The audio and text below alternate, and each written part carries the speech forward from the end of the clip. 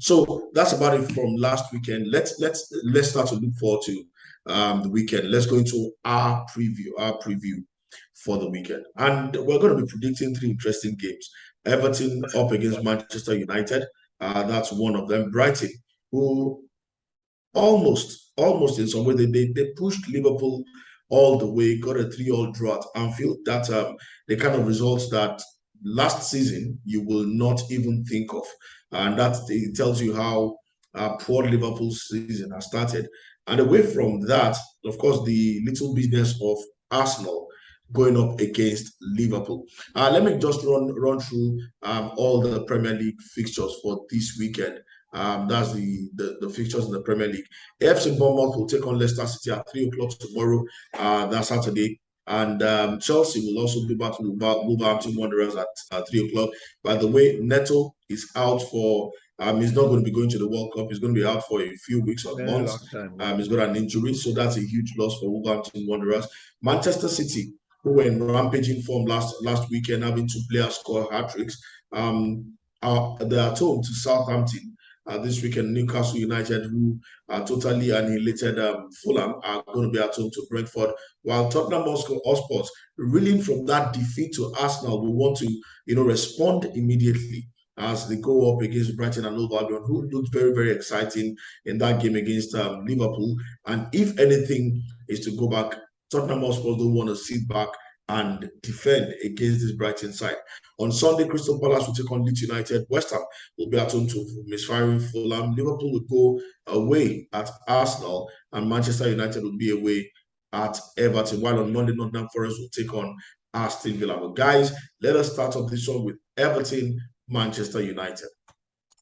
And I'm going to start with you, Festus. Let's start with you on this one.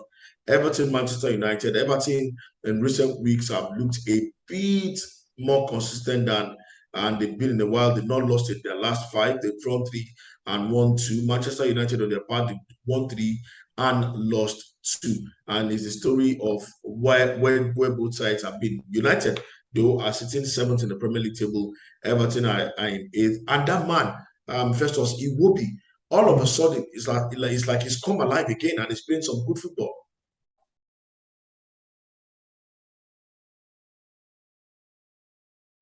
I don't know what I take this back because there about 3 weeks, 4 weeks ago, I totally shredded Iwobi. I want to apologize to him because I felt he wasn't mature enough to marshal the midfield of a team like Everton, and he has totally but that's what he's doing right now. Yes, clearly he is, and he's doing it well. He's piling up assist upon assist, and he's changing the midfield of Everton.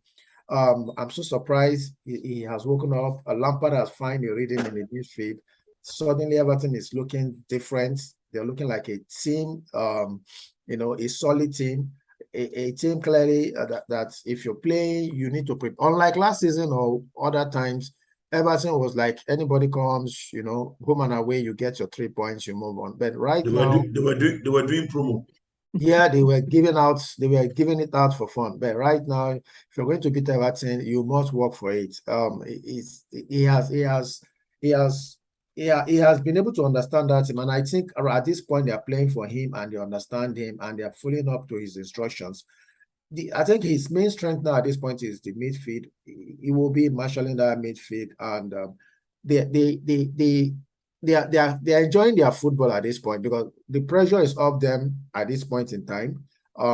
They were under immense pressure last season. This season, I don't think there is so much expectation from them. Everybody just expect them stay at the Premiership. I think that's just what is expected from them.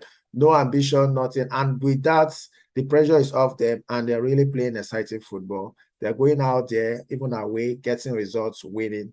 So for this match, I don't know. Man U want to come back, and they did well against in the Europa League.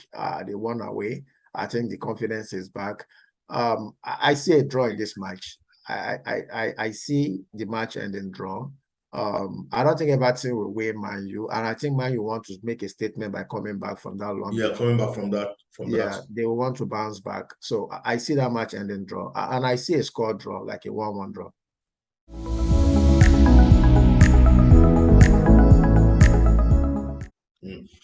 Eddie, if you look at that game, if you look at that Everton side, one of the things they've added to their game is a lot of aggression. Last season, like Festus pointed out, a lot of people ran over their midfield, But now Iwobi is playing more centrally, is creating the assists, is controlling the pace of the game, the tempo of the game. And you would expect him to do the same thing against Manchester United. But then remember, United have a certain Christian Eriksen. But if you look at United on Thursday in the Europa League game, I'm sure you asked yourself, how did Arsenal lose to these guys? Because the midfield were totally outrun. They were not there. Thank God for players like Rashford, who on the fast break, Rashford is the man you want with the ball at his feet because he can run. He's got a bit of pace to run, and that was how he got 2 goals for Manchester United. But with this kind of aging midfield, how do you see them? What are the battles you see against Everton, and then your prediction afterwards? Yeah, so I think Everton have come a long way. And the return of Idrissa Gueye, back to Everton, has really, really strengthened that midfield. So you have him, almost like, that general in the middle of the pack, and Onana as well. Both of them are working very, very well together. So, if I look at that midfield and I compare that with Manchester United midfield with Christian Eriksen, with Tom McTominay. I look at that and actually give Everton the edge, especially they are playing at, Goodison Park, in this game. So I think the crowd is going to be behind them. And, Everton are going to want to make this game very, very difficult. Dwight McNeil, has really, really impressed me, for Everton. He's a young guy, came from Burnley, to Everton. And actually, this season, he's actually been doing a lot of the creativity, working with Iwobi in that middle of the park. He scored the goal in their last outing. So I'm looking at this game and I'm thinking to myself, this is going to be a very, very difficult game for Manchester United because Everton have definitely got the players, to cause them a lot of problems. Everton will want to run at them with the ball. And being at home, I consider, this to be, one of those games where the crowd is going to lift at them. So whoever scores the first goal in this game could be actually very, very critical because United are suffering from obviously the defeat to Man City, and you could see that they were still lingering that in the European competition, this weekend, just a couple of days ago. So I fully expect, Everton to actually cause them problems. So I'm going to predict a 2-1 score, to Everton. So Everton is the very difficult ground, for them to go. So I think Lampard will be saying that to the players. Say, listen, United might be anything in Old Trafford, but when they come to Goodison Park, we'll play them on our own terms. This is our ground, and we'll make this game very difficult. So I see a 2-1 goal line. I see Anthony scoring, and maybe Dwight McNeil scoring another goal as well.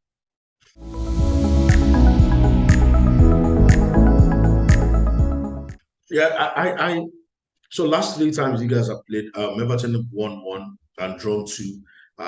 They enjoy themselves when they play against United. No matter how well United is playing, they enjoy themselves. And that's why I want to agree that maybe it's probably going to end in a draw. So I think the game is going to end in a draw. Right? Draw. All right. Let's have your score line. A draw. Draw what? 1-1, 3-3. A draw. A 2-2 score. It's going to be a draw, but it's going to be a score draw. It's not going to be goalless. It's going to be a score draw. But I think it's going to end in a draw. I'm expecting Ten Hag to go back to the team that played against City in that one. But then I'm suspecting my one remove somebody for Casemiro to start. And I think that's going to be the biggest problem they will have, because Casemiro, for all the good he does, he's not as quick as he used to be anymore. And his pockets can easily be picked. Iwobi is looking dangerous, looking talented. The United defense have to pay attention to him. Idrissa Gueye is going to definitely sit on Eriksen. Don't allow him to spray those passes, because he knows how to find Sancho, Anthony, or Rashford with those long balls. And once he releases them, a player like what's his name, Rashford, is gone. And that's something they won't want to happen. So I see a score draw in this game.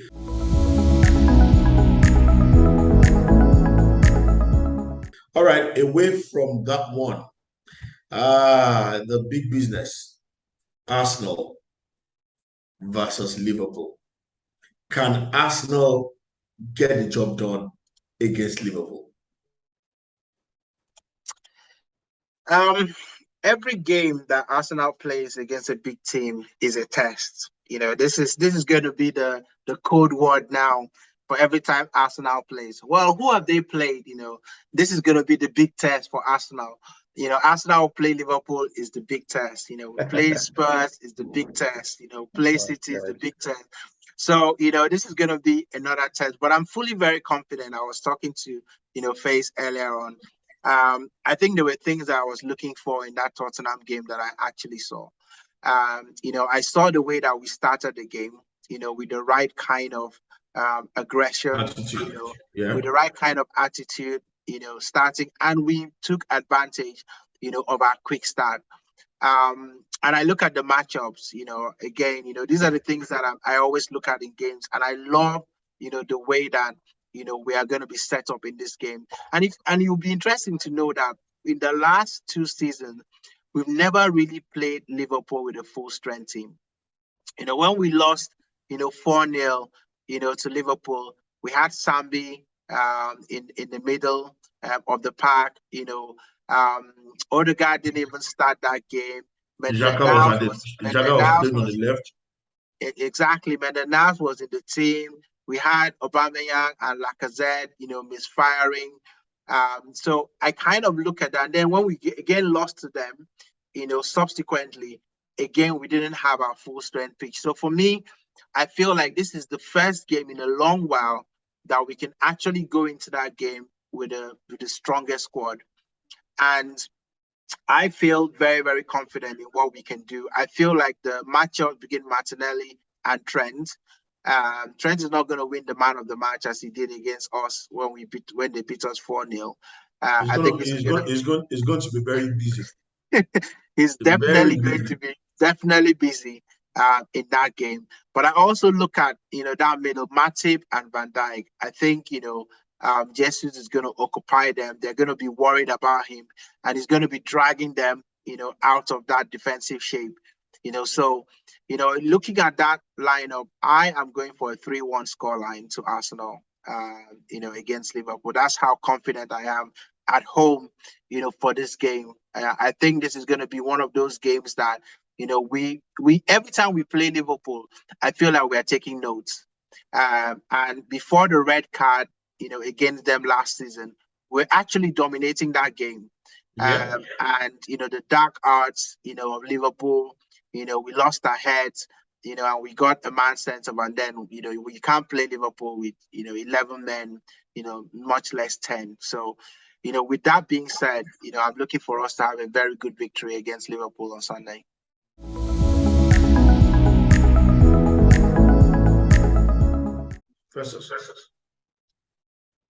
For me, I think Super Sunday will present an ideal situation for Arsenal to show that they are the real deal. They are here to compete. Kali, why are you laughing? Why are you saying it as if you are trying to convince yourself? Yes, I am so. This is the first time, like Eddie said, this is the first time in a while that we'll be going into a Liverpool match, and I'm confident. Full strength. And I'm confident that we can actually win this match. It has never been this for a very long time. I don't think we've had this level of confidence, really. Again, once we see the match Liverpool, we discount that 3 points, it's gone. So at this point, like you said, the battle lines will be drawn. I see three key battle lines. One, the joy in the midfield. Odegaard is clearly in the form of his life. I see him having so much joy in that midfield, especially the aging midfield of Liverpool. Odegaard is going to dominate that midfield, and that is where the battle will be won, because the way Liverpool plays, they thrive on the counter, the midfield supplying the flanks and their runners, who is the Salah and those guys, So if that midfield, and with the way Partey is clearly fit, I think he's fit. I have not heard any news of any injury during the break, and he didn't play during the midweek. So I think they are preserving him for this match. He's fit. Zaka is still in form, still clicking, playing very well. So I think the midfield is where that battle will be won, and clearly we were going to dominate that midfield. Then secondly, the second battle line will be clearly Martinelli and Trent, which I think, like if you notice the last match they won, Trent was under pressure. Martinelli was winning that battle before that red card and before the whole incident happened and everything turned on his head. So I see him being busy also, and that is another battle line, which I think Martinelli will dominate that battle. And thirdly is Gabriel Jesus and Van Dijk. Jesus is going to win also. Van Dijk has not been informed this season. He has been lazy. I don't know what's wrong with him. He's not, I want to say he's not fit, because the very agile Van Dijk we know this season has been very lazy. And I think with what we see in Jesus, the fastness, the quick feet, I think we're going to see a whole lot of penalties from what I see, and the kind of pressure Jesus is going to put on Van Dijk. So those are the three places those battle is going to be. The battle will be fought, and I think Arsenal will win those battles. And at the end of the day, Arsenal will thrive against Liverpool on Sunday. So I'm giving this match also because Arsenal will always want to concede. So I want to put it at 3-1 also.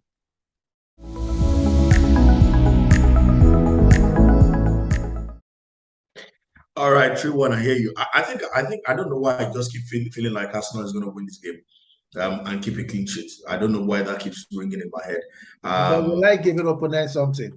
Take. Well, but so the one of the biggest facts about this game, and both of you alluded to it, Arsenal is going into this for the first time in a long time with their full first 11. Partey is there. His feet was just kept out of the team just to go and rest his leg, and all of that. Xhaka, we saw Xhaka now doesn't ever get injured, he's just always there. Zinchenko was also allowed to go and rest. He was just coming back from a thigh injury. Saliba also got his well-deserved rest. In the last round, it was Gabriel that got a rest. Saliba played. Now it's Saliba who's got an arrest. Gabriel played, and it's good to see Tomiyasu coming into the side and putting in a shift as well. But Martinelli has a point to prove. He's the rush of blood to his head. I think was one of the things that cost us that game the last time out. And I know he's going to want to come and prove a point. Trent has not been in good form. The entire Liverpool side has not been in good form. Salah is not firing on all cylinder. Luis Diaz, the only shining star or shining light in that side. Darwin Núñez can't seem to buy a goal. Firmino, just keep huffing and puffing. We can't see the end product. But the biggest problem they have is in the middle. Thiago Alcantara is just coming back from injury. Is a shadow of himself. Fabinho is absent. Anderson is not doing the job. Milner has been tried. Milner is aging. And I think Arsenal, the youthfulness, the intensity of their play, the pace in midfield, and that ability to press higher might just be something that Liverpool might find too difficult to handle. And I'm saying, I'm looking at that game. I won't be surprised if in the first 45 minutes the game has been put to rest. But I'm thinking Arsenal will win this one, maybe by 2-1.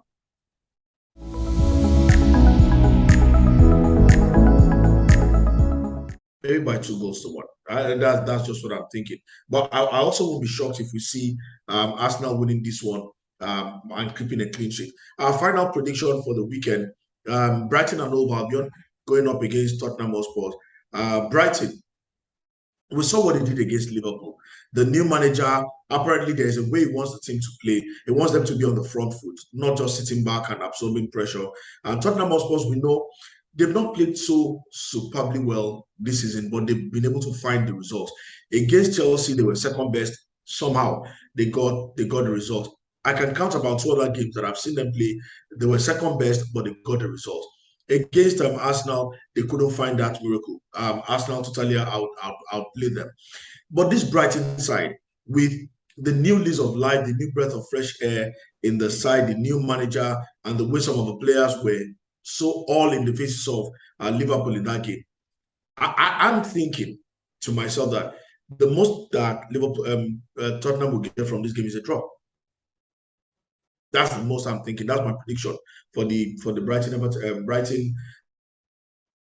Tottenham Hotspur game. I think it's going to end in a draw, a score draw, by the way.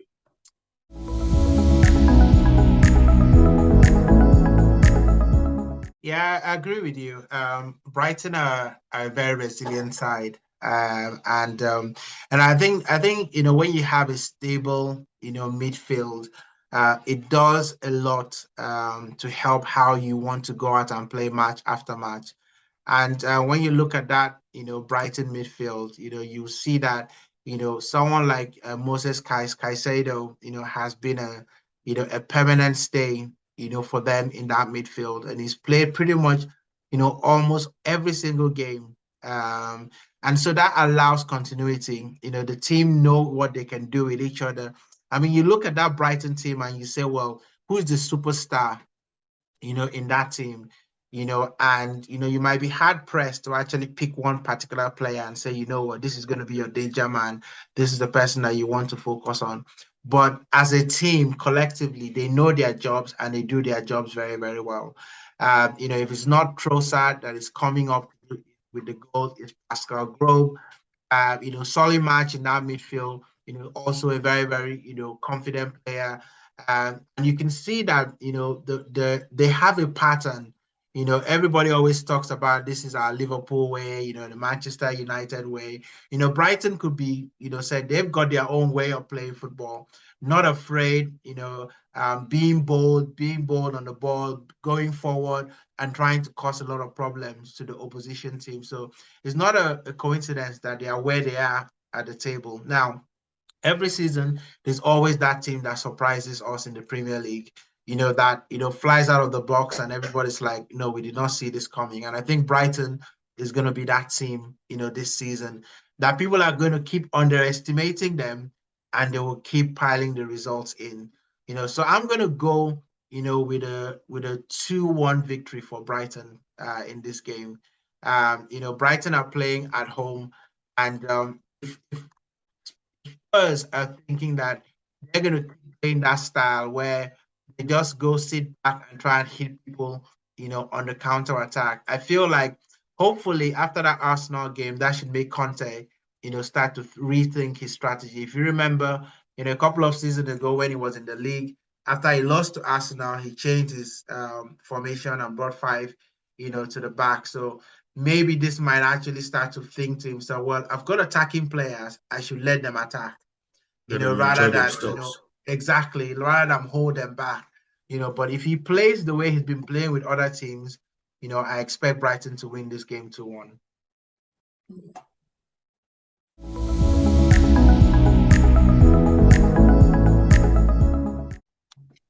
For me, I know a whole lot of people will expect Tottenham to bounce back after that defeat. But I've been impressed with the new manager, De Zerbi, because everybody felt with Graham Potter's departure to Chelsea, the Brighton is going to collapse. Their way of football is going to change, and a whole lot of things are going to happen. But surprisingly, they've been daring, they've been playing very well, and it's as if nothing has happened, nothing has changed. Rather, they can even be more forceful, because I was so impressed with their match against Liverpool at Anfield, and clearly Eddie was saying you can't point a particular player. You can't point. Trossard is in the form of his life. That's his first hat trick. He's clearly scoring for fun. And even Pascal is back to form. He has always been there before, but he is back to form. So they are playing as a pack also, and also you can pick out 1 or 2 players that has been exceptional this season. And interestingly, the bookmakers are giving them about 35% chance of winning, which is rare when you compare to a Tottenham, Brighton before. And another interesting fact, Kali, you could imagine, the last 3 matches, Brighton has won 2 and lost just 1 against Tottenham. So you could imagine, nobody expected this. The last 3 That's matches, a worry. they won 2. Yeah, they won 2 out of the last 3 matches with Tottenham. So you could say that it has not been easy for Tottenham against them. And they've been consistent over the year. Last season was 9th position. This season, I think they're on 4th or 5th now, if I'm not mistaken. So they've been consistent. They've been there. They've been a very difficult team to beat. And for you to beat Brighton, you really need to work your magic and you need to be on top of your game. So it's not going to be easy for Spurs in this match. And with Femi's analogy of head and heart, I don't know, but I think for this match, I want to edge it for Brighton, and I want to stay on 2-1 also. Awesome. Stay on 2-1. So that's our prediction. That's our analysis of games to come this weekend.